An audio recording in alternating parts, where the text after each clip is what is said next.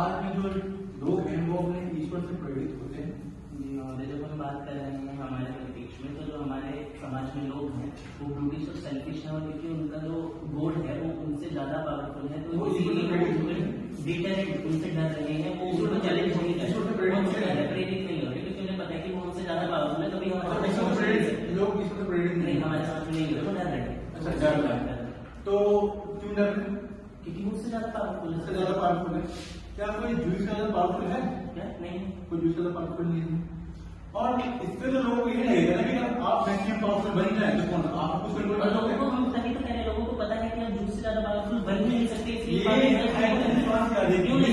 Juice से powerful हमें एक मिनट कोरोना के बाद जूस है, तो अगर एक इंसान के अंदर दूसरा इंसान आके पावरफुल बन सकता है तो जूस ही जब जूस आया तो जूस ने क्या किया, सारे देवताओं को हरा चुका है जूस, क्योंकि उसके पास सबसे ज्यादा पावरफुल है, तो कोई एक बात बताइए, टाइम फ्रेम हरा देगा लोगों के, ठीक है जूस आपने आज तक कोई जूस को डायरेक्ट देखा लोगों को रियलिटी में आपने नहीं देखा, ठीक है, तो लोग तो यही सोच लेना रियलिटी में क्या सोचेंगे कि अगर मैं पावरफुल बन रहा हूँ तो मुझे कुछ कर नहीं सकता। लोग ये भी तो सोच सकते हैं कि उससे पावरफुल कोई बनेगा ही नहीं, संदर्भ में नहीं है। अरे उससे संदर्भ की बात नहीं है, लोग सबसे ज्यादा पावरफुल क्या आप मानते हैं कि जिसके पास सबसे ज्यादा पावर है? अरे क्वेश्चन आंसर, हाँ तो मैं मान रहा हूँ, इसका जवाब दे रहा हूँ, इसके बाद मैं बदल नहीं रहा हूँ अपना प्रश्न। ठीक है। समाज में विचार कब ज्यादा अच्छे से पनपता है, जब शांति होती है? जब समाज में विचार तब पनपता है जब लोग एक दूसरे के साथ काम करते हैं, क्योंकि इस समाज में लोग कब एक दूसरे के साथ काम करेंगे, जब वो एक दूसरे पे पावर एग्जर्ट नहीं करेंगे। वो पावर एग्जर्ट कब नहीं करेंगे, जब उनको डर होगा किसी चीज का, जब वो पावर एग्जर्ट करेंगे तो उनको दंड मिलेगा। तो फिर अगर आप ड्यूज के खिलाफ यूज करेंगे तो दंड मिलेगा? हाँ मिलेगा। ठीक है, तो आप ड्यूज को कोई भी इंटरप्रेट कर सकता है अपने हिसाब से, कोई बड़े बड़े पैगंबर आएंगे बोलेंगे कि ड्यूज खाते हैं, वो तब होगा ना मोटे, जब जूस निराकार होगा। यहाँ पे जूस साकार है, निराकार का मतलब है इंटरप्रेट कब किया जाता है किसी चीज को, जो जिस चीज को किसी ने देखा नहीं, जाना नहीं, वो आपके परिप्रेक्ष्य में गॉड है, जो निराकार है। इस्कॉन श्री कृष्ण की थॉट्स को इंटरप्रेट नहीं करता, इस्कॉन श्री कृष्ण की थॉट्स को इंटरप्रेट नहीं करता, इस्कॉन तो इसीलिए तो श्री कृष्ण को इतना ज्यादा गलत तरीके से इंटरप्रेट हो सकती है। मैं जो निराकार है उसकी इंटरप्रिटेशन इस समाज में जितनी बार होगी, तो लोग अपने अकॉर्डिंग करेंगे तो वो खतरा आएगा हमारे लिए। ठीक है, अगर लोग ईश्वर से प्रेरित नहीं हो रहे हैं, ईश्वर को लोग आतंक से मानते हैं, ईश्वर से लोग डर रहे हैं, और हमारे लिए ईश्वर से जब जूस नहीं है, हमने वो सारी चीजें ईश्वर मान ली जो अनएक्सप्लेन्ड आइडिया है, जैसे नेचर की बात की। जब लोग उससे डर रहे हैं तो उसे एक्सप्लॉइट नहीं कर रहे हैं, और जब उसे एक्सप्लॉइट नहीं कर रहे तो इंसान आगे काम कर रहे हैं जो क्या जूस को किसी ने सजा दी? जूस को किसी ने सजा दी? अगर मैं दार्शनिक को मैं नहीं जानता इतना उसमें तक देखिए, दो तरीके की नैतिकता की हम बात करते हैं। एक ईश्वरीय नैतिकता है जो कार्य ईश्वर कर रहा है, और एक मानवीय नैतिकता है। मानव की नैतिकता किस बेस पे बनेगी? जितनी चीजें उसने अपने आसपास देखी, नैतिकता का कुछ हस्तक्षेप होगा। ईश्वरीय नैतिकता मानव को बुरे कर्म करने से रोक रही है। ईश्वर खुद, एक बात बताइए, मानव ये नहीं सोचेगा ईश्वर खुद गलत कर्म करेगा, मुझे क्यों रोकेगा? इसका क्योंकि मानव को ये पता है कि जब मैं कोई गलत कर्म करने जाऊंगा तो मैं किसी पे पावर एग्जर्ट नहीं, जवाब तो दे दीजिए। जब मानव पावर एग्जर्ट करने जाएगा, गलत करने टाइम पावर एग्जर्ट करेगा, और जब उसे पता है कि उससे पावरफुल कोई और है जो उसको सजा देगा, तो पावर एग्जर्ट करेगा। कैसे काम करता है? अगर ड्यूस भी कोई बलात्कार करता है, मर्डर करता है, कोई और भी करता है, तो ड्यूस उसको सजा क्यों देगा? जितने भी मर्डर करने के लिए जितने भी मर्डर के एक्ट है, ये किस चीज को जस्टिफाई करते हैं? ये पावर को जस्टिफाई करते हैं, ये पावर को दर्शाते हैं। और जितनी बार कोई और मनुष्य पावर को दर्शाने जाएगा समाज में, तो जूस को चैलेंज कर रहा हूँ। जवाब देने के लिए अंतिम प्रश्न था, मैं कह रहा हूँ अंतिम प्रश्न अभी वो आप पूछ लेंगे, जवाब को आने दीजिए। मैं कह रहा हूँ जितनी बार भी कोई मर्डर करने जाएगा, ये काम करने जाएगा, वो क्या कर रहा है? पावर एग्जर्ट कर रहा है। और जब वो पावर एग्जर्ट करता है तो जूस को चैलेंज कर रहा है, क्योंकि जूस सबसे ज्यादा पावरफुल, तो उसे दंड देगा। कहीं उसको हटाना नहीं। जब हम कहेंगे कि भाई जूस का एक बहुत का आदमी के खिलाफ चल रहा है, तो और हम उनको मर्डर कर देते हैं, इसको खत्म कर देते हैं, तो इससे समाज में क्या होगा? विचार पनपेगा नहीं? मैंने पहले ही बताया कि जूस का विचार क्या पनपा रहा है, जूस के डर की वजह से क्या चीजें समाज में हो रही है। जूस के डर की वजह से समाज में लोग एक साथ आ रहे हैं, वो एक दूसरे को मार नहीं रहे हैं, क्योंकि लोगों के अंदर डर है कि अगर हम एक दूसरे को मार के ऊपर जाएंगे तो जूस हमें मार देगा। इसी लोग सौहार्द के साथ सुखी जीवन जीना चाहेंगे। बस अब मैं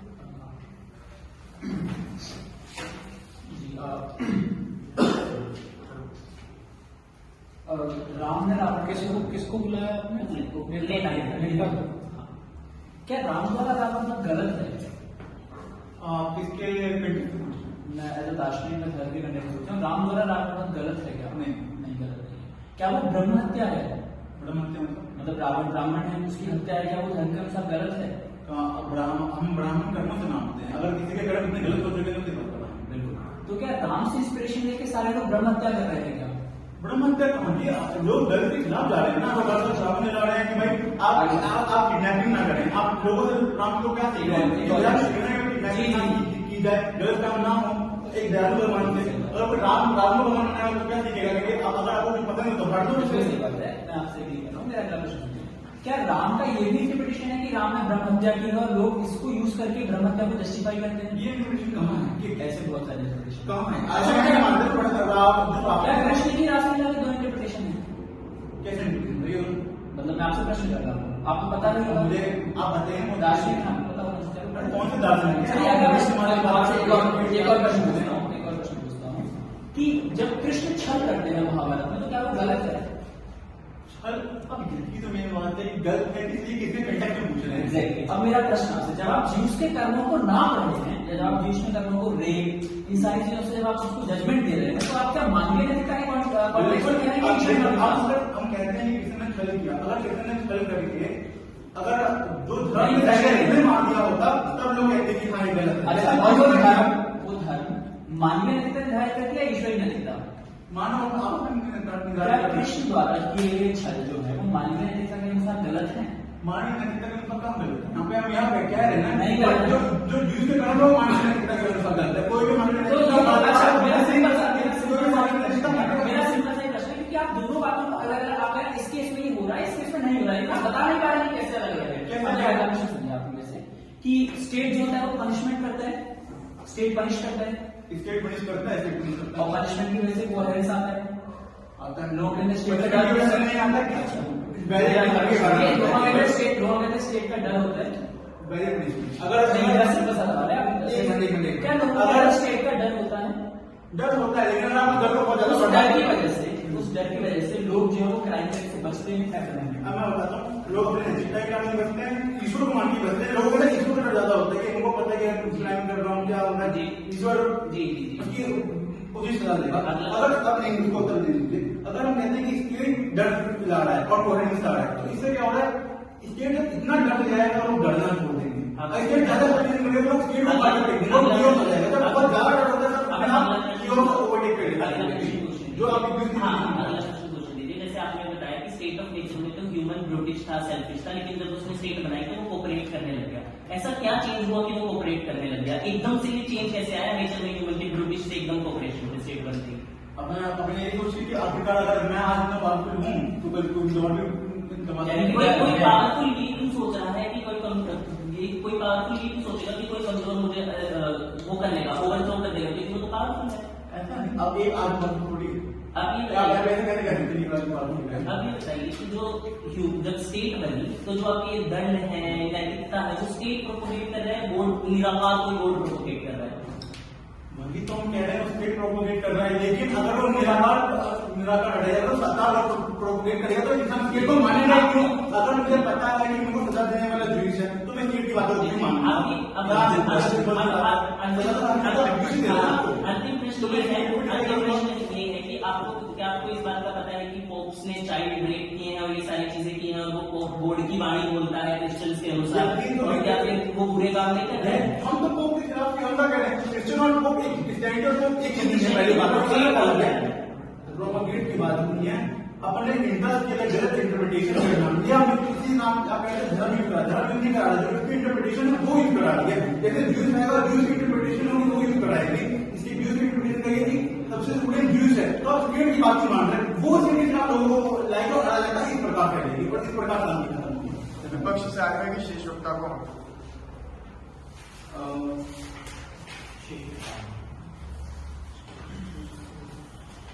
आपके मतलब कि मनुष्य कैसा है? मेरे अनुसार मनुष्य वो ब्रिटिश है, वो एक दूसरे को ओवर पावर करना चाहता है, मनुष्य बिल्कुल कोऑपरेटिव नहीं आ रहा है। नहीं, जब तक उसके पास एक डोमिनेटिंग पावर है। आप किस समाज में रह रहे हैं? मैं तत्कालीन शब्द का अर्थ वर्तमान नहीं होता है, तत्कालीन शब्द का अर्थ होता है जिस कॉन्टेक्स्ट में जो कि आपने कंफ्यूज भी किया। कंफ्यूज थी क्या सुनिए, समकालीन का अर्थ क्या होता है? समकालीन ये तत्कालीन हो, ठीक, तत्कालीन का मतलब वो है, मतलब अभी तक आप स्टेट ऑफ नेचर की स्थिति में ही रह रहे हैं।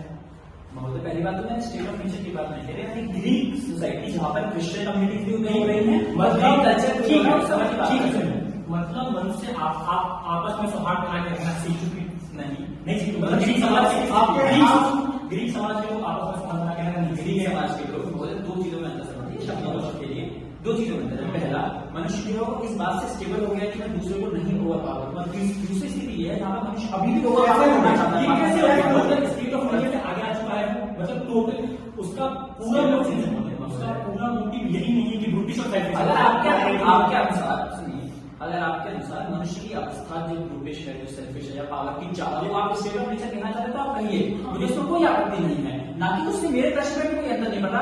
प्रश्न तो पूछिए, क्या आपका प्रश्न? मतलब आप कह रहे हैं स्टेट ऑलरेडी इसका कॉपरेशन ऑलरेडी नहीं, ये नहीं बोल रहा, मैं बोल रहा हूँ कि मनुष्य जब अभी भी ये खोज करना चाह रहा है कि क्या वास्तविकता में सत्य है और दूसरे को बता रहा है, क्या तत्कालीन के ग्रीक समाज में लोग आपस में मिलकर रह रहे हैं? मनुष्य अब मिलके रहने की आपकी परिभाषा क्या है? मिलके रहने की परिभाषा ये है कि लोग आप स्टेट ऑफ नेचर से ऊपर आ चुके हैं और आपस में कोऑपरेशन करके रह रहे हैं। क्या इस प्रकार से लोग ग्रीक में रह रहे हैं? जो क्या ग्रीक में डेमोक्रेसी एग्जिस्ट कर रही है? नहीं, तत्कालीन समय की बात हो रही है, ये उस समय की बात चल रही है जहां पर लोगों के पास अनएक्सप्लेनेबल फिनोमेना आते हैं, यानी लोगों के पास बाढ़ आती है, उनको डिजास्टर्स आते हैं, उनको नहीं पता है कि हम क्या करते हैं, उन डिजास्टर से डरकर एक साथ आ जाते हैं और डिजास्टर को ही हम जीव की तो मोस्ट पावरफुल तो कुछ नहीं बिगाड़ सकता, तो लोग मोस्ट पावरफुल बनना चाहेंगे जब लोगों नहीं बनना चाहेंगे। मोस्ट है, मोस्ट होता है सुपरलेटिव है, जब लोगों को ये पता है कि कोई मोस्ट है तो और दूसरी पॉसिबिलिटी एग्जिस्ट नहीं करती है। मोस्ट इंग्लिश में एक बात सुन लीजिए कि मैं किसी से पावरफुल बन सकता हूँ, उस केस में पॉसिबिलिटी है। जब कोई और पावरफुल है मुझे बनने ही नहीं दे सकता, ये पॉसिबिलिटी नहीं है। हम यहाँ पे भगवान है कि उसकी संकल्पना की बात कर रहे हैं, लोग उसको प्रैक्टिकलिटी में क्योंकि भगवान ने प्रैक्टिकलिटी में तो अपने देखा नहीं, भगवान सजा दे रहे हैं, ठीक है, तो भगवान लोग अपने प्रैक्टिकलिटी में लाएंगे और कुछ मोटा करेंगे, समाज में कुछ नहीं बात करेंगे। आप अपनी सीमित से बाहर निकलिए और ये समझिए कि जब आप किसी चीज की संकल्पना कर रहे हैं तो आप लोगों को ये बता रहे हैं कि वो सुपर मोस्ट पावरफुल है, यानी कि सेकंड पॉसिबिलिटी जब इसका कोई गलत इस्तेमाल कर रहा है, उस केस में ज्यूस है, उनको पता है कि मुझे राइट मिलेगा। अगर हर कोई ज्यूस से डरेगा तो क्या कोई स्टेट से डरेगा? समझिए, अगर आप कह रहे हैं हर कोई ज्यूस से डरेगा, कि ज्यूस ना देगा, तो क्या लोग स्टेट के खिलाफ जा सकते हैं? बहुत है, एग्जैक्टली, क्योंकि जब आप मानव रूप में स्टेट बनाएंगे तो उसके खिलाफ लोग जा सकते हैं, लेकिन आप ज्यूस को ही सुनिए, पूरा उत्तर दे दीजिए। जब आपका ज्यूस ही यहाँ पे स्टेट का फुलफिल कर रहा है तो लोगों के पास ऑप्शन भी नहीं है, मतलब यहाँ पे स्टेट नहीं रहेगा, तो ज्यूस का आइडिया होगा। सुन लीजिए, लोगों के पास भय रहेगा, जिस भय के आधार पर कोई डायरेक्शन जाएगा, यानी कि जब भी आप कोई स्टेट बना रहे होंगे, मोरालिटी बना रहे होंगे, तो वो एक दूसरे को ओवर पावर नहीं करेंगे, डिस्क्रिमिनेटिव मोरालिटी से आप नहीं करेंगे। लोग ज्यूस के कारण स्टेट के खिलाफ जा सकते हैं, अगर ज्यूस यहाँ पे सही है और स्टेट यहाँ पे गलत है तो केवल आएगा नहीं है। अगर स्टेट खत्म हो, आपने कहा कि ज्यूस को स्टेट मानेंगे, पर प्रैक्टिकली कोई स्टेट नहीं होगा, तो क्या इससे समाज में कोई फर्क नहीं आएगा? अगर आप कह रहे हैं कि ज्यूस पर स्टेट मान लिया जाएगा, प्रैक्टिकल समाज में कोई स्टेट नहीं होगा, तो क्या इससे समाज में क्यों मैंने ऐसा कहा है? आपने पहले स्टेटमेंट बोले या मैं अज्यूम किया? आपने प्रश्न पूछे, मैंने ये नहीं कहा प्रैक्टिकली कोई स्टेट वगैरह नहीं, ऐसा नहीं। ठीक है, तो लोग अगर ज्यूस के कारण स्टेट के खिलाफ जाएंगे तो इससे क्यों होगा? ठीक है, अब आप मेरी बात समझिए, दो प्रॉब्लम है। पहला, एक ईश्वरीय समाज है जहाँ पे जीव और गॉड एग्जिस्ट कर रहे हैं, एक मानवीय समाज है जहाँ पे हम मानव लोग एग्जिस्ट कर रहे हैं। अब जब मानवीय समाज में एक दूसरे से इंटरेक्शन कर रहा हूँ तो मुझे ये पता है कि मैं मोस्ट पावरफुल बन सकता हूँ, तो अगर मैं मानव में एक स्टेट बनाऊंगा तो मैं उस स्टेट में मैं डिक्टेटरशिप लाना चाहूंगा, क्योंकि मुझे पता है कि मैं पावरफुल बन सकता हूँ। लेकिन अगर मैं आपस में इंटरेक्शन करके एक समाज बना रहा हूँ, मुझे ये पता है समाज के इतर भी एक और मेरे से पावरफुल है, और अगर मैं समाज के ऊपर डोमिनेट करना चाहूंगा, यानी जब मैं पावर को दर्शाना चाहूंगा तो वो थ्रेटन होगा और वो मुझे आगे पनिश करेगा, तो मैं जो मेरी वर्तमान स्थिति है वो बेहतर तरीके से बनेगी। यानी कि जब मुझे ये पता है कि ऑलमाइटी प्रेजेंस है मेरे पास, तो मैं तो ओवर पावर नहीं करना चाहूंगा मानव को। मैं पक्ष से आग्रह करूंगा कि वो शेष वक्ता को बताए।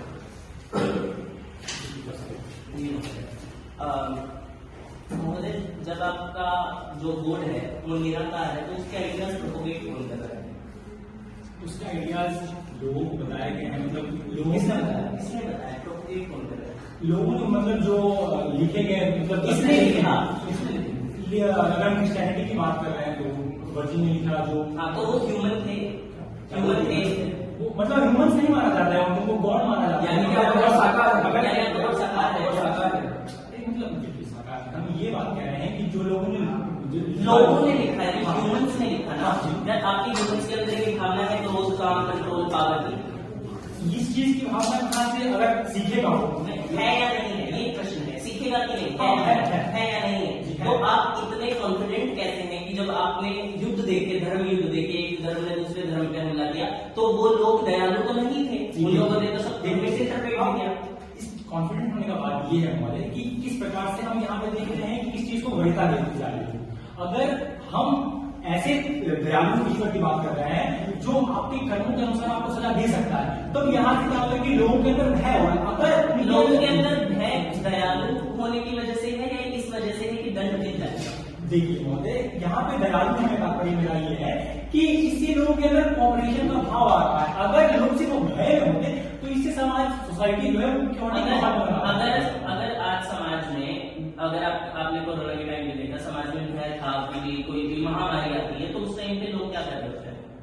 क्या मतलब कोरोना मतलब कोई महामारी आती है या फिर कोई अनएक्सप्लेन्ड नेचुरल डिजास्टर होते हैं तो लोग क्या कर रहे होते हैं? तो लोग मतलब जो वहाँ पे साधन अवेलेबल होते हैं उस चीजों का सहयोग लेते हैं, यानी उसके भय से ही सहयोग आ रहा है ना, नेचुरल क्लैमिटीज के भय से ही सहयोग आ रहा है। हाँ, यानी एक भय है जो आपको सहयोग ला रहा है, लेकिन जब नहीं सुनिए मेरा प्रश्न, मैंने जो प्रश्न पूछा ही नहीं है, काफी प्रश्न देता हूँ। यहाँ पे केवल भय की वजह से नहीं आ रहा, यहाँ पे उनके एग्जिस्टेंस की बात आ रही है। इस प्रकार से मैं यहाँ पे डिस कर सकता हूँ, इस कारण से वो क्या कर रहे हैं कि आपस में कोऑपरेट करें। अगर देखिए मतलब कोरोना की बात सुनिए, अगर कोरोना की बात करें तो अगर वहाँ पे लोग सिर्फ भयभीत इस चीज से होते कि मुझे अपना ही जीवन बताना, जो डॉक्टर जो लोग हैं, दयालु की भावना आती है, अगर डॉक्टर जैसे लोग एग्जिस्ट ही नहीं करते, दयालु की भावना आती है, तो वो कहते हैं कि मुझे अपना ही जीवन पर बचाना, वो किसका इलाज ही नहीं करता। इससे जो लोग बीमार पड़े वो स्वयं ही मर जाता।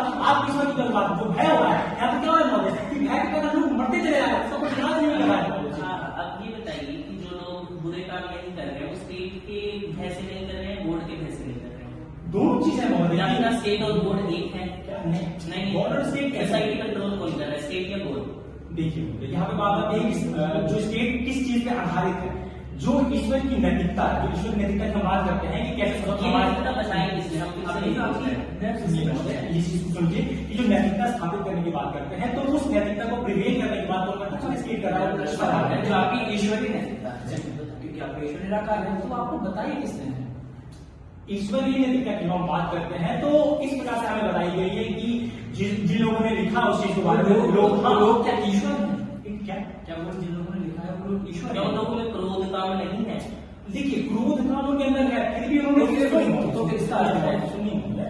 फिर भी यहाँ पे क्या हो रहा है कि जब हम बात कर रहे हैं निराकार और दयालु होने की, जब सौहार्द की बात कर रहे हैं, तो वो भी कहाँ से आ रहा है? अगर लिखा है तो ईश्वर की प्रतिमा नहीं क्या आ रहा है। अंतिम प्रश्न मेरा, फिर से मैं आपको प्रश्न करना आप, क्योंकि सिंपल सा बात है कि जो आपका ईश्वर का प्रतिमान है, क्या आपका ईश्वर एक साकार रूप में एग्जिस्ट करता है कम्युनिकेट करने के लिए कि ईश्वर की नैतिकता क्या होती है?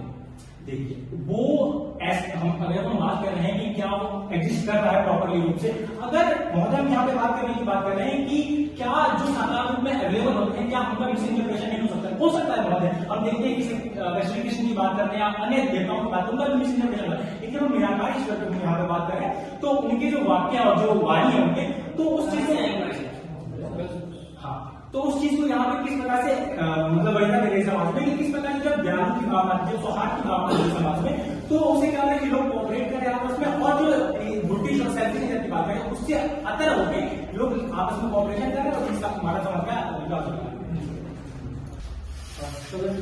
को अंतिम परिणाम, सबसे पहले मैं यह बताना चाहूंगा कि डिबेट की कि आखिरकार ब्रिटिश को ईश्वर की कंजर्मेंट तौर पर देखना चाहिए या नहीं देखना चाहिए, लेकिन पूरी डिबेट में पड़ती बस निराकार है या साकार है, किस चीज का नहीं कोशिश करता है, कोई डिबेट को भटकाने की कोशिश करता है। इसके बाद हमारा जो पॉइंट होता है कि आखिरकार जब ईश्वर इस प्रकार का होगा तो लोग ईश्वर से लोग क्या करते हैं, ईश्वर से लोग प्रेरित होते हैं और ईश्वर से लोग आशा की तरीके से देखते हैं। हाँ, कि आखिरकार आज मेरे पास आपदा है तो ईश्वर को आशा के तौर पर देखा, पैटर्न पूरी तरीके से खत्म होता है। हमारे पैटर्न में हम जिस बात की बात करते हैं निरंकार और निर्गुण, इन दो चीजों में डिफरेंस करते हैं। इनका जो साकार है वो क्या है, एक पावरफुल बॉडी है क्या, ना कि वो अपने आध्यात्मिक के हिसाब से, ना कि अपनी नैतिकता के हिसाब से।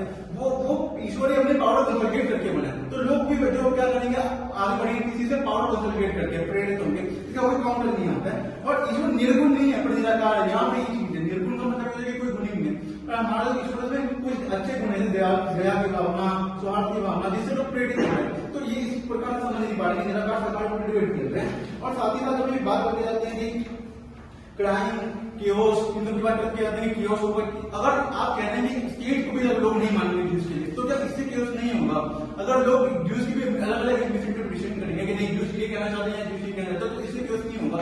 और जो लोग समझ जाएंगे, सबके सब एक मिनट चलेंगे नहीं, जो लोग समझ जाएंगे कि भाई ईश्वर हमारा कुछ नहीं बिगाड़ सकता, क्योंकि ईश्वर प्रैक्टिकल कुछ करता है, तो वो ईश्वर की तरफ बनने की कोशिश करेंगे और साथ उसके उसका फेस बन के लोगों को डोमिनेट करना। पक्ष को आमंत्रित करता हूँ प्रतियोगी।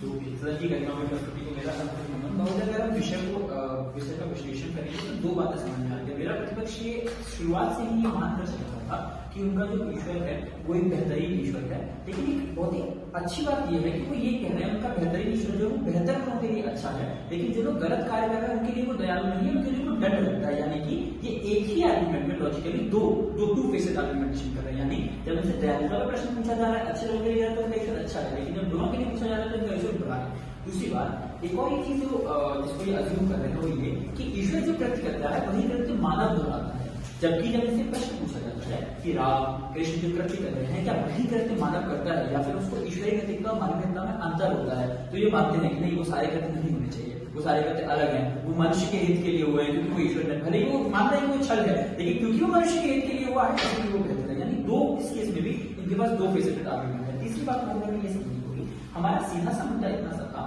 कि आपका जो ज्यूस है वो एक डिटरिंग पावर की तरह है, एक ऑलमाइटी पावर की तरह है। यानी कि जब तक ह्यूमंस को ये रियलाइजेशन नहीं होगा कि उनके पास, जब तक उनको ये पता है कि वो पावर को अटेन कर सकते हैं, तब तक वो ट्राई करेंगे पावर को अटेन करना। जिस पॉइंट पर ये रियलाइजेशन है कि वो पावर को अटेन ही नहीं कर सकते हैं और उस ट्रायल में भी उनको चैलेंज मिलेगा ज्यूस से, उस केस में वो किस चीज पर ध्यान देंगे? उस केस में वो आपस में कॉपरेशन करने पर ध्यान देंगे। यानी कि इस चीज पर ध्यान देंगे कि वो कोई ऐसा कृत्य ना करें जो पावर को होता है। दूसरा एक सबसे बड़ा मुद्दा था कि लोग क्राइम करते हैं, ये सारी चीजें करते हैं। समझने की आवश्यकता मुझे ये है, जब हम इस समाज की परिकल्पना कर रहे हैं तो हम बोल क्या रहे हैं सिंपल सी बात, जब भी आप क्राइम करते हैं, जब भी आप मर्डर करते हैं, जब भी आप रेप करते हैं, झूठ बोलते हैं, तो आप अपने आप को पावरफुल समझते हैं। यानी कि जब मैं रेप करता हूं तो मैं किसी में अपनी पावर समझता हूं। जब मनुष्य कृत्य को करने जाएगा तो वो अल्टीमेटली पावर एक्सर्ट कर रहा है, जो कि ज्यूस के लिए चैलेंजिंग है, क्योंकि ये नहीं समझ पा रहा है, ज्यूस उसको नहीं करने देगा, उस कृत्य को नहीं करने देगा, जो इनको समझने की आवश्यकता है। और मुझे हमें ये समझना पड़ेगा कि ये कहना है कि दार्शनिक का सदन है, हम भय नहीं अज्यूम कर सकते हैं, ये सारी चीजें अज्यूम नहीं कर सकते, ऐसा नहीं है। जब हम समाज का निर्माण करते हैं तब हम भय भी अज्यूम करते हैं और भय के आधार पर भी समाज का निर्माण करते हैं, क्योंकि हम ये मानते हैं कि मनुष्य का नेचर जो सेल्फिश, ब्रूटिश, नास्टी है, जो कि ये लोग भी मान के जा रहे हैं।